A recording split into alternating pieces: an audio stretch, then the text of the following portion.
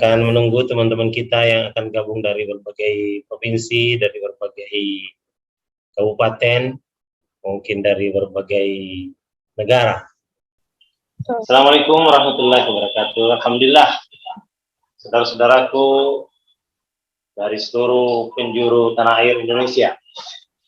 Pagi ini kita bersyukur kepada Allah Ta'ala dijumpakan untuk satu muzakarah penting, khususnya bagi ASN. Bagaimana berkomunikasi dengan efektif. Sebelum itu, kita perhatikan penampilan yang sopan, rapi. Nah, kalau kita di tempat latihan biasa, kita sudah registrasi, sudah ready 15 menit sebelum latihan dimulai. Kita matikan handphone dan alat elektronik lainnya. Terus jangan merokok supaya jangan ada masalah kesehatan nanti. Jangan sampai batuk-batuk depan kamera. Jangan ada senjata tajam. Amankan. Tetap jaga kebersihan. Jangan buang sampah sembarangan. Minta izin kepada host kalau mau ada keperluan mendesak, misalnya mau ke belakang. Dan ikut program ini hanya 15 menit. Materi kita ini isinya, pertama pengantar, kemudian tujuan pembelajaran, kemudian pengertian komunikasi efektif, teknik dasar komunikasi efektif, presentasi dan orasi, kemudian penutup nanti kesimpulan. Baik, sebelum lanjut, perkenalkan saya Abdul Halim Said, biasa dipanggil Said Kamildi, lahir di Bone 6 Mei 67, kemudian tinggal di Serpong, tapi kantor di Bengkulu. Baik, yang lain-lainnya, yang terpenting itu status sudah menikah. Baik, kita lanjutkan.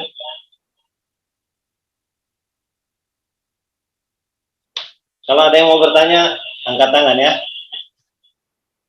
Tujuan pembelajaran kita, setelah mengikuti pelatihan ini, atau setelah mengikuti muzakarah ini, para peserta diharapkan memiliki kemampuan komunikasi secara efektif, khususnya di kalangan ASN. Kalau komunikasi baik, maka prestasi itu akan cemerlang. Bahkan kadang-kadang prestasi kurang bagus, tapi komunikasi bagus, akhirnya masyarakat memahaminya bahwa ini orang berprestasi. Tapi kadang-kadang prestasinya bagus, cemerlang, juara 1, tapi kurang pandai mengkomunikasikannya, akhirnya masyarakat menganggapnya tidak berprestasi, tidak memiliki kinerja, dan sebagainya. Ini bukan masalah prestasi dan tidak berprestasi, tapi ini masalah komunikasi. Karena itu komunikasi sangat penting, saudara-saudara. Baik, pengertian komunikasi secara efektif. Kita loncat ini. Soal-soal pretest dan post-test. Komunikasi efektif itu terjadi minimal antara 2 orang. Dan di sana memerlukan pengiriman pesan dan penerimaan pesan. Yang mengirim pesan harus mampu menyampaikan pesannya dengan baik.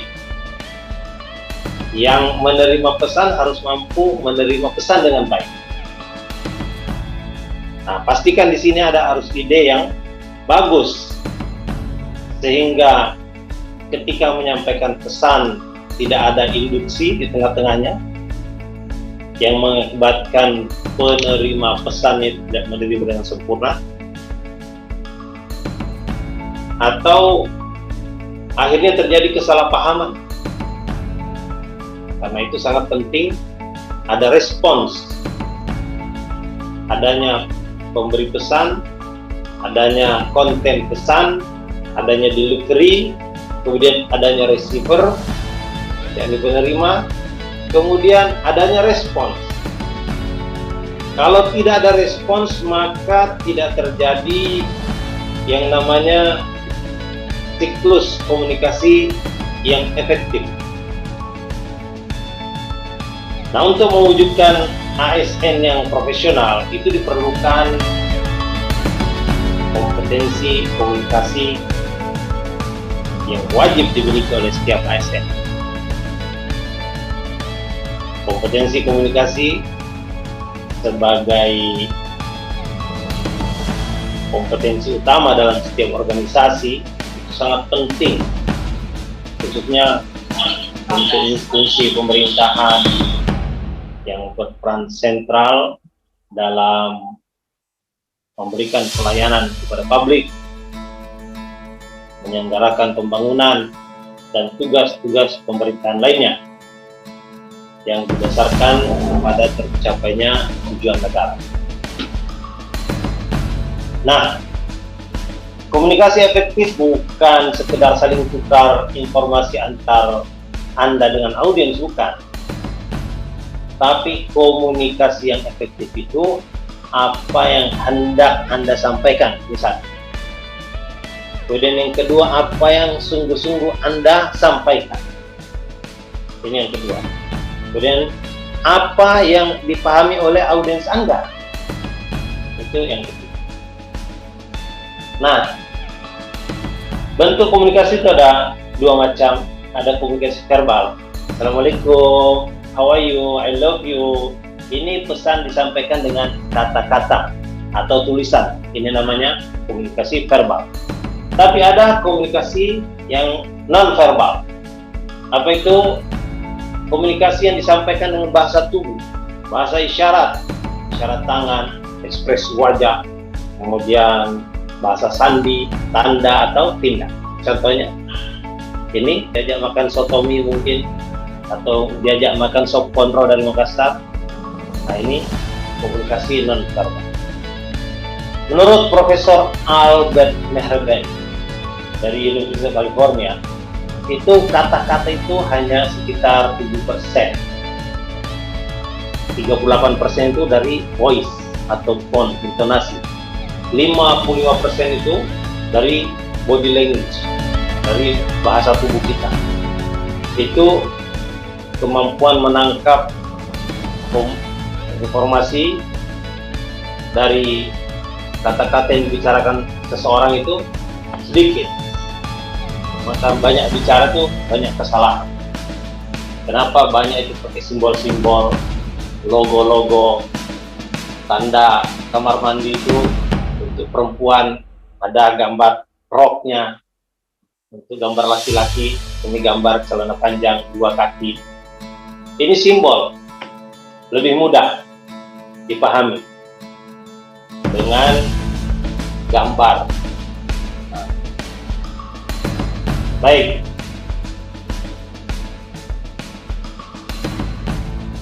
Nah, siklus komunikasi ini yang tadi saya sampaikan, ada namanya sender, ada namanya konten, ada namanya delivery, ada receiver, dan ada respons. Sender itu pemilik pesan. Dialah yang memiliki konten yang akan disampaikan. Kemudian yang kedua, isi pesannya apa? Yang ketiga, bagaimana mengirim pesan itu? Lewat kata-kata, lewat WhatsApp, lewat Instagram, lewat sosmed dan sebagainya. Jadi gimana menyampaikan pesan? Kemudian untuk receiver, penerima, bagaimana menerima pesan? Kemudian bagaimana dia menanggapi pesan itu? Paham apa tidak? Jadi ini siklus komunikasi. Kalau tidak ada respons dari sebuah pesan, berarti tidak nyambung. Tidak ada siklusnya dan itu tidak efektif. Ini yang kita bicarakan pada pagi hari ini. Nah, karakter audiens sendiri ada 4. Pertama, tahu bahwa dia tahu. Tahu bahwa dia tahu. Ini audiens terbaik. Yang kedua, audiens yang tahu bahwa dia tidak tahu. Ini insya Allah dia punya kemauan untuk belajar. Ada yang ketiga. Yang ketiga ini dia tidak tahu bahwa dia tahu. Yang ketiga ini memerlukan kemampuan untuk memotivasi, mendorong, menggali potensi. Nah, yang keempat ini yang agak susah. Dia tidak tahu bahwa dia tidak tahu. Kalau dia tidak tahu bahwa dia tidak tahu, kemudian kita kasih tahu, kadang-kadang dia sok tahu. Ini masalah. Baik, kita lanjut. Khusus untuk ASN. Karakter ASN dalam peta kuadran ini, kualifikasi, kompetensi, dan kinerja pegawai ASN. Kita perhatikan di kuadran 1 ini, dia kompeten, dia memiliki kualifikasi yang sesuai, dan dia berkinerja.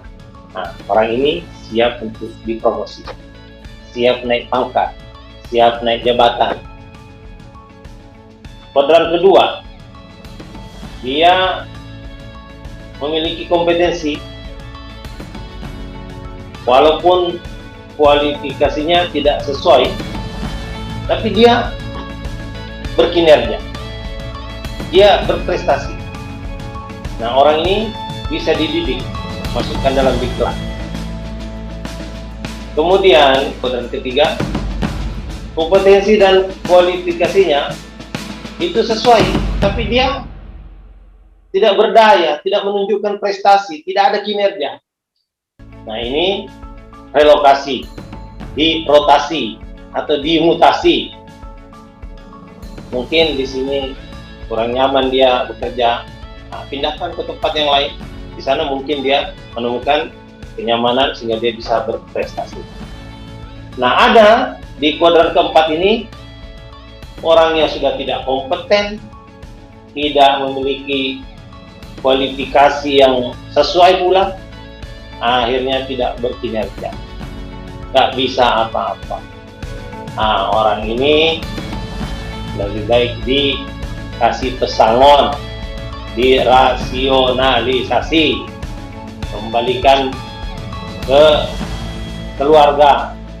Mungkin dia lebih cocok untuk menjadi petani atau pedagang, buka warung di rumah, dan sebagainya. Nah, ini keempat-empatnya ini ada di dalam lingkungan ASN, dan sebagai pimpinan bisa melihat keempat orang ini dengan menganalisa prestasi mereka sehari-hari. Baik, yang terakhir, presentasi dan orasi. Kemampuan berkomunikasi, cara berbicara yang efektif dan karismatik itu yang pertama, harus pede betul, prosedur. Kedua, menghargai audiens. Dan yang ketiga, harus senantiasa menjalin komunikasi dengan audiens. Ini inti sarinya. Nah, agar bisa berpenampilan dengan baik, maka harus menguasai materi betul, subjek master. Kemudian urutkan apa-apa yang mau disampaikan, namanya sequencing, intronya, body, pesannya, kemudian konklusi. Kemudian yang ketiga, harus ada kepercayaan diri, jangan demam panggung. Demam panggung itu menghabiskan energi dan menghabiskan pula gagasan-gagasan. Kemudian yang keempat, kenali dengan siapa kita berhadapan. Audiens kita itu siapa, pendengar kita itu siapa. Ini persiapan sebelum kita naik panggung. Kemudian Persiapan sound system. Nah, jangan sampai udah di atas panggung tidak keluar suaranya, tidak jelas tone, energi dan sebagainya. Anda sendiri bagaimana mempersiapkan pandangan matanya kemana, kakinya kemana, tangannya kemana.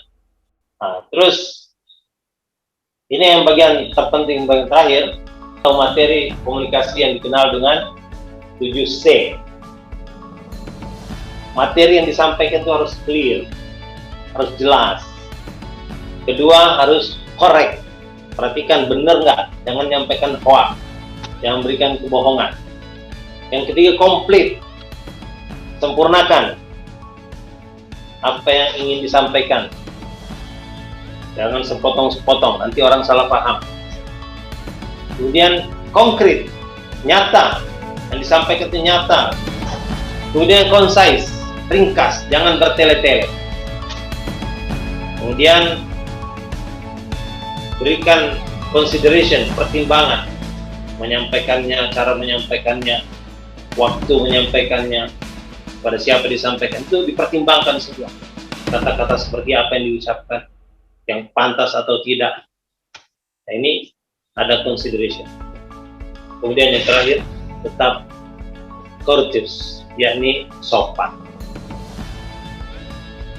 Nah, kalau konten komunikasi terserah. Ini saudara-saudara ingin menyampaikan, misalnya Allah Maha mendengar, Allah Maha melihat, Allah Maha mengetahui, sampaikan Al-Quran, hadis, apapun. Tapi kesimpulan daripada pertemuan kita pagi ini, perbaiki niat komunikasi kita agar bernilai ibadah. Niatnya karena Allah. Periksa kebenaran konten yang akan disampaikan. Sampaikan dengan lengkap, jangan sampai orang salah paham. Inilah pertemuan kita pagi ini. Semoga Allah terima dan sampai jumpa pada pelatihan yang akan datang. Assalamualaikum warahmatullahi wabarakatuh. Said Kamyodi.